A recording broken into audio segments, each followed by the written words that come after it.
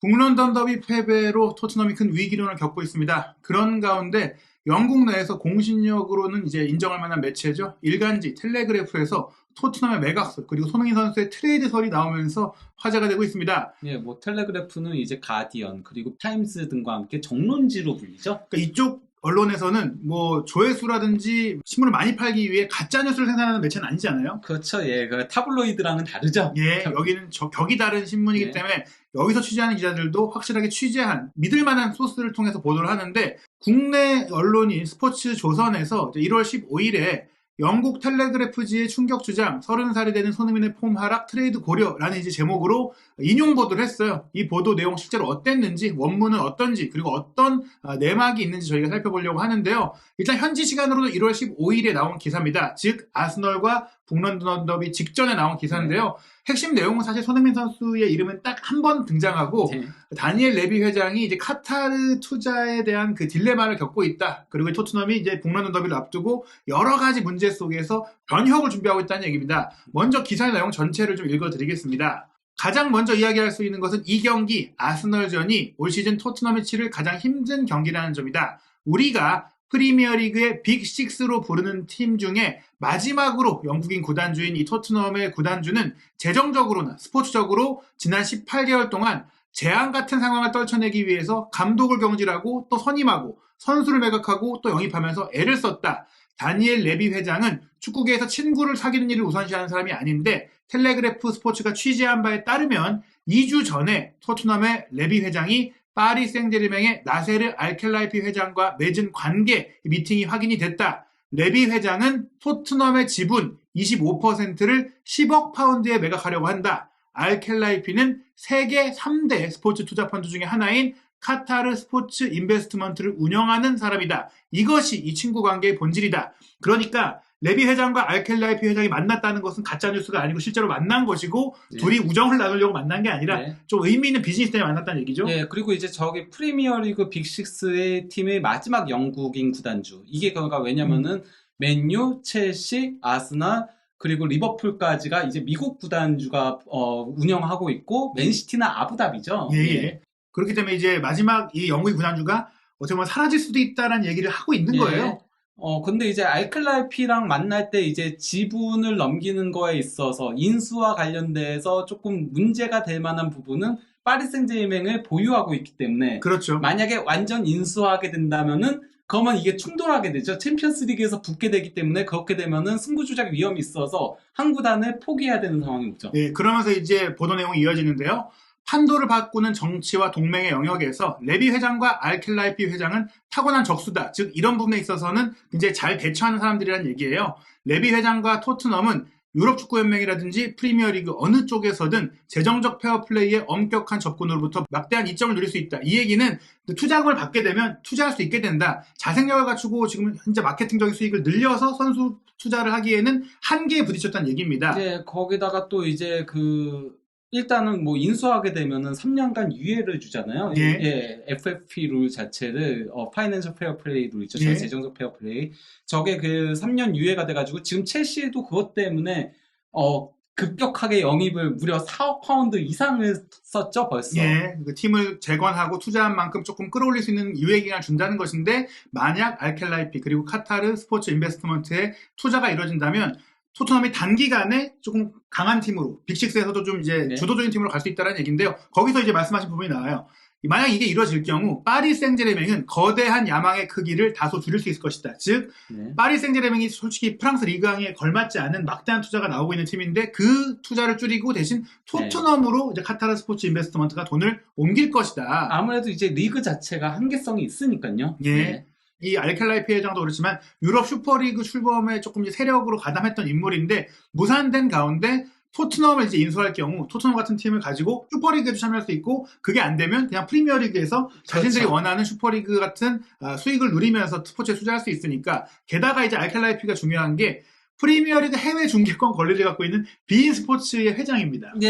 카타르가 이제 월드컵을 유치할 때 그때 이제 비인 스포츠를 통해서 중계권을 굉장히 비싼 금액으로 여기저기 사들였어요. 예. 이제 표를 얻기 위한 거거든요. 그 중에 가장 컸던 게 이제 파리 생제르맹을 인수하면서 리그앙의 중계권도 천문학적인 금액으로 사들였었거든요. 예. 그래서 이제 프랑스 정치권하고 이제 결탁이 되어 있다는 얘기들이 많았죠. 예. 그리고 이제 프리미어리그 해외 중계권 권리를 갖고 있다는 것 자체가 이미 알켈라이피 회장도 비인 스포츠와 더불어 프리미어리그와 고리가 있는데 아예 이제 프리미어리그 팀 하나를 운영하는 것이 되는 것은 당연히 수순이자 그렇죠. 본인이 원하는 것일 수밖에 없다. 그리고 빅식스로 소위 불리는 팀들은 말씀하신 대로 이미 투자자들이 있고 물론 뭐 맨유나 리버풀이 매각 협상을 하고 있지만 예. 알켈라이피는 우선 토트넘으로 움직이고 있다. 예. 이렇게 볼 수 있습니다. 그러면서 나온 얘기가 이제 체크메이트 상황이다. 세계 축구의 새로운 힘으로 떠오른 것이다.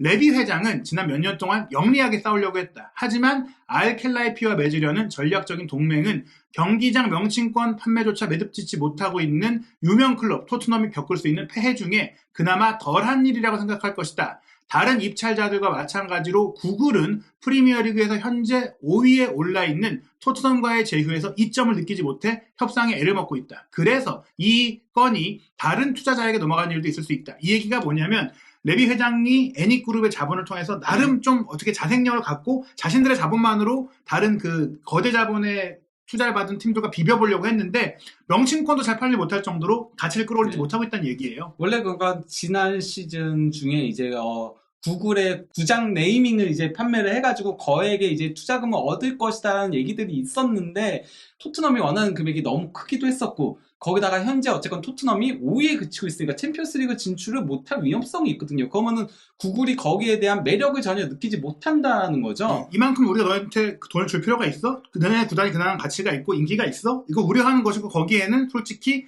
세계적인 스타 선수를 끌어모을 수 있는 자본력도 없고 데려오지도 못했고 솔직히 조금은 떨어지는 팀 아니냐. 네. 그러니까 오히려 숫자를 못 받고 있다는 얘기인데요. 그러면서 이제 일요일 이건 경기 전에 나온 기사니까 북런던 더비를 앞둔 시점에 토트넘은 쟁점이 너무나 많다. 일단 첫 번째 안토니오 콘테 감독이 남는 거를 설득할 수 있겠느냐. 네. 혹은 또 설득하는 걸 넘어서도 콘테 감독이 토트넘을 이끌 수 있는 적임자가 맞느냐. 네. 그리고 이제 케인 선수에 대해서도 팀 내 최고 스타인데 이 선수가 2024년 여름이면 내년 여름이 된 거죠. 네. 계약이 만료되니까 이 선수를 잔류시킬 수 있을까? 혹은 팔아야 될까?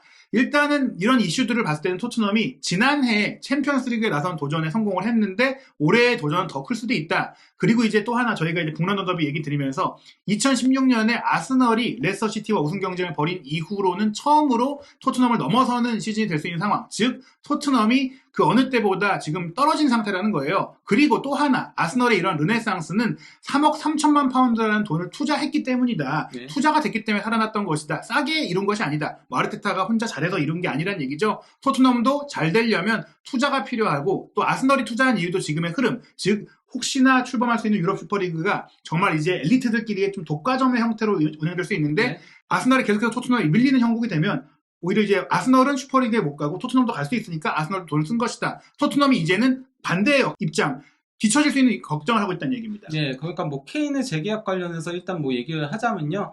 현재 케인 계약이 2024년까지인데 아직까지도 뭐 토트넘은 재계약을 계속하려고 제의를 했어요. 제의를 했는데 케인 쪽에서 그냥 시즌 끝날 때까지로 얘기들이 나오고 있고 그러면은 챔피언스리그 진출 유무에 따라서 재계약을 안 할 가능성도 상당히 높고 그런 가운데 이제 당연히 프리미어리그 팀들도 케인을 영입하고 싶어하고 그리고 또 이제 바이에른 뮌헨은 아예 대놓고 나겔스만 감독까지도 얘기했죠. 케인은 우리 팀에 필요한 유형의 선수다라고 얘기했고 그래서 1억 유로를 지출하려고 한다는 얘기들도 나오고 있죠. 지금까지의 내용을 정리하면 어떻게 되는 거냐? 레비 회장이 지금까지의 경영 방식으로 토트넘을 더 이상 발전시키기가 어렵다는 것을 인정했기 때문에 지금 알켈라이피를 만나서 우리한테 투자를 해달라거나 혹은 뭐 이제 지분을 매각해서 공동 투자 형태로 운영한다거나 여러 방안을 모색한다는 거예요. 거기다가 어쨌건 간에 콘테 감독이라던가 아니면은 콘테가 나가더라도 그 급의 감독을 데려오려면 그 케인의 재계약을 성사시키려면은 그러면 그만한 야망을 보여줘야지 가능한 거죠. 그만한 야망을 보여주지 못하면 불가능한 데다가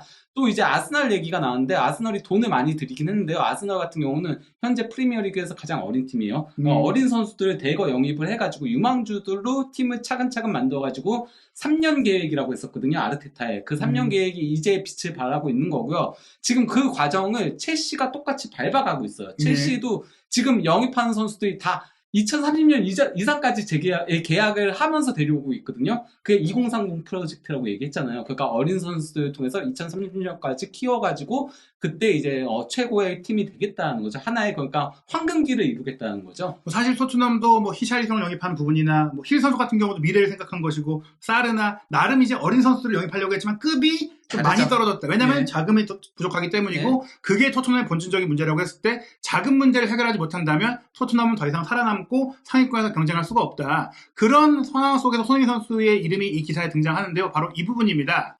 토트넘이 콘테 감독과 케인에 대해 직면한 결정들은 빅클럽들의 경우 재계약 과정을 빠르게 진행한다는 점에서 시간의 지남에 따라서 결단을 이제는 내려야 되는 문제다. 특히 케인은 여전히 토트넘 내 최고의 선수이자 가장 신뢰할 수 있는 승부수가 되는 선수다. 게다가 손흥민의 폼이 떨어진 이 시점에서는 더더욱 그렇다. 이러면서 이름이 나온 거예요. 네. 즉 이 얘기는 사실 국내 언론에서는 손흥민 선수의 트레이드를 크게 부각해서 소개했지만 실질적으로는 케인의 이적을 막아야 되는 이유가 그렇죠. 손흥민 선수의 폼이 떨어졌기 때문이다라고 나왔고 그 뒤에 나온 얘기는 사실 손흥민 선수의 이름 다음에 나왔기 때문에 혼동할 수가 있는데 케인 얘기입니다. 네. 오는 7월이면 30이 된 선수는 손흥민 선수가 아니라 케인이고요. 네. 12개월 후에 자유계약 선수가 되는 것도 손흥민 선수가 아니라 케인이에요. 그렇죠. 그리고 손흥민 선수는 2년이 남아있죠, 아직. 예, 그렇기 때문에 이 얘기는 케인을 꼭 남겨야 하는데 다른 빅클럽들이라면 이런 상태에서 좋은 조건과 야망을 제시해서 빨리 그냥 매듭을 짓는데 토트넘은 못 그러고 있다는 얘기예요. 그리고 그런 이유 중에 하나가 바로 최근에 이제 시장 상황인데 국가적 부의 그림자라는 얘기를 했어요. 그게 이제 뉴캐슬 얘기인데 사우디아라비아의 국가 자본이잖아요. 국부 펀드가 주도했던 컨소시엄의 투자를 받고 나서 뉴캐슬이 빠른 시간 내에 지금 4위권 팀으로 올라왔다. 맨시티조차도 첫 우승까지 4년이 걸렸고 15개월 지났을 때는 4위권에 들지 못했는데 뉴캐슬이 더 빠르게 치고 올라오고 있다. 즉 이 얘기는 다른 투자들이 이루어질 경우에 토트넘은 경쟁에서 더 많이 밀릴 수밖에 없으니까 이제는 결단을 내려야 되는 상황이라는 얘기입니다. 다만 근데 여기서 조금 태클을 걸자면은 뉴캐슬은 맨체스터 시티처럼 뭐 선수 영입에 있어서 거액의 이적료를 쓰거나 하진 않았어. 그러니까 거액의 자금을 쓰진 않았는데 대신 뉴캐슬은 이제 아예 시설들을 다 바꾸고 있죠. 그 유스 아카데미라던가 그리고 다양한 시설들이라던가 이런 것들 기반을 바꾸고 있고 그 지금 이게 프리미어리그의 특히 부자 구단들 뉴캐슬이라던가 맨시티라던가 이런 팀들이 하고 있는 거고 요즘 맨유하고 리버풀이 구단 판매에 나선 이유도요. 미국 자본도 어쨌건 어느 정도 자본이 있잖아요. 그런데도 그걸 따라가기 힘들대요. 예. 그래서 지금 특히 거기다 맨유하고 리버풀은 주축 선수들이 나이가 좀 많이 있었잖아요. 그러다 보니까 연봉을 많이 이제 지불을 하게 되고 그러면서 거기다가 이제 맨유는 또 오랜 기간 성적도 안 좋았다 보니까 적자폭이 쌓이면서 더 이상 감당할 수 없게 됐기 때문에 이런 식으로 뭐 카타르라던가 사우디라던가 아부다비라던가 뭐 이런 데다가 구단을 팔려고 하는 거죠. 네, 결국에 이 얘기가 뭐냐면 일부 돈 많은 투자자가 감당하기 어려울 정도, 즉 부가 이미 있는 나라에 큰 자본과 경쟁을 하는 상황이 됐다. 그러면 어렵다는 거예요. 지금 뭐 말씀하신 맨시티의 아부다비, 뉴캐슬의 뭐 사우디, 그리고 혹시 맨유나 리버풀도 큰 자본이 들어올 경우 토트넘도 그에 준하는 자본 투자가 있어야 된다. 조 루이스와 애니글은 안 된다는 얘기입니다. 네. 그래서 카타르랑 손을 잡으려고 지금 움직이고 있다는 얘기인데요. 그러면서 기사 내용을 보면은 레비 회장은 기다릴 수 있는 시간 여유가 없다는 걸 알고 있다. 주저하다가는 다 따라잡히고 토트넘이 이제 5위, 6위는커녕 10위권 팀으로 떨어질 수 있다는 얘기예요. 지금 여기 보시면 맨체스터 유나이티드와 리버풀의 매각 협상도 한창 진행 중이고 다음 달 그러니까 2월에는 정식 입찰을 받을 것으로 예상된다. 즉 이제 맨유와 리버풀이 투자를 받는 순간 토트넘은 사실 시즌 초반에는 맨유보다 앞서 있었지만 결국 따라잡혔고 네. 리버풀이 지금 맨유보다 떨어졌지만 리버풀도 다시 올라오지 않겠느냐. 그럼 뉴캐슬도 있고 맨시티도 있고 뭐 첼시도 있고 그럼 당연히 7, 8위권 팀이 된다는 겁니다. 특히 이제 다음 시즌이 더 큰 문제인 거죠. 뉴캐슬이 챔피언스 리그에 나가게 되면 어떤 투자가 이루어질지 모르는 거기 때문에. 네. 게다가 뭐 유망주 입도 선매도 쉽지 않아진 게 지금 첼시 얘기를 하는데요. 토드 보일리와 에그발리가 운영하고 있는 새로운 컨소시엄도 유망주 영입을 제대로 하고 입도 선배를 하려고 유럽의 여러 팀들을 추가적으로 인수해서 파밍 클럽으로 만들어 놓고 쓸어오겠다. 즉 토트넘이 원하는 그럼 유망주라도 우리가 데려올까? 이거조차도 안 되겠다는 얘기입니다. 그러면서 이제 이런 얘기가 나와요. 세상은 변화하고 있거나 변화하고 있을 가능성이 있다. 이 모든 협상에서 레비 회장이 갖고 있는 유일한 약점은 그가 토트넘을 책임지고 있다는 생각에 사로잡힌 것처럼 보인다는 것이다. 애니그룹을 통한 투자로 시작된 그의 일은 다른 방향으로 나아갔다. 이 일을 통해서 여러 감정 속에서도 그는 경영권을 포기하지 않으려는 것 같다. 바하마에 근거지를 둔 조 루이스 구단주가 1억 5천만 파운드 현금을 투자한 것이 증거다. 이 얘기가 뭐냐면 처음 애니그룹이 토트넘을 투자했을 때는 비즈니스적으로 접근했던 것인데 레비 회장이 조금 이제 감정적으로 토트넘에 좀 몰입한 거예요. 내가 그래도 투자를 받을 때 내가 운영하고 싶다. 그러니까 이걸 팔아서 돈을 남기는 것보다 지금 토트넘 회장직에 만족하고 있다는 얘기 아닙니까? 네, 그러면서 이제 이번 여름 때 1억 5천만 파운드 현금을 증자했었죠. 그 예. 주식 증자를 통해서 받아들였었죠. 예, 그 얘기가 이제 웰비 회장이 솔직히 루이스 부단장한테 가서 도와주십시오 하고 돈을 끌어온 거라고 네. 봐야 되고 해보고 싶다는 것인데 지분 투자 혹은 인수를 하려는 그 측에서는 당연히 레비 회장의 그 경영권을 가져오고 싶을 수밖에 없고 그렇죠. 근데 레비 회장이 그걸 안 주려고 하니까 지금 계속된 토트넘의 매각 협상이라든지 투자 협상이 잘 안 되고 있는 것이다. 그러면서 마무리 문단이 이렇습니다. 레비 회장과 알켈라이피의 우정은 어디까지 확장될 수 있을까? 10억 파운드의 25%의 토트넘 지분을 카타르 스포츠 인베스트먼트가 매입할 것이라고 추측할 수밖에 없다. 하지만 이런 지분을 넘기는 것조차도 레비 회장이나 루이스 구단주가 해왔던 일은 아닌데 어찌됐거나 축구의 질서가 바뀌었고 이전으로 들어갈 수는 없다. 더 이상 레비 회장이 외부 투자 없이 뚝심대로 운영할 수 없다는 얘기인데요. 즉 토트넘은 결국에는 매각될 수밖에 없다는 얘기 아니겠습니까? 그러니까 현재로서는 그러니까 축구판에 들어오는 투자금들이 좀 과하게 들어오고 있다는 얘기들이 있어요. 그래서 다들 굉장히 운영하는 데 있어서 힘들다라는 얘기들이 있거든요. 그것 때문에 이제 프리미어리그 팀들조차도 지금 상당히 많이 힘들어하고 있다는 보도들이 나오고 있는데 그게 이제 바로 맨유하고 리버풀이 이제 구단을 매각하려는 움직임을 보이고 있는 거고요. 예. 이러면서 이제 그것 때문에 원래는 축구가 그가 슈퍼리그를 진행을 하려고 했던 거기도 하거든요. 예.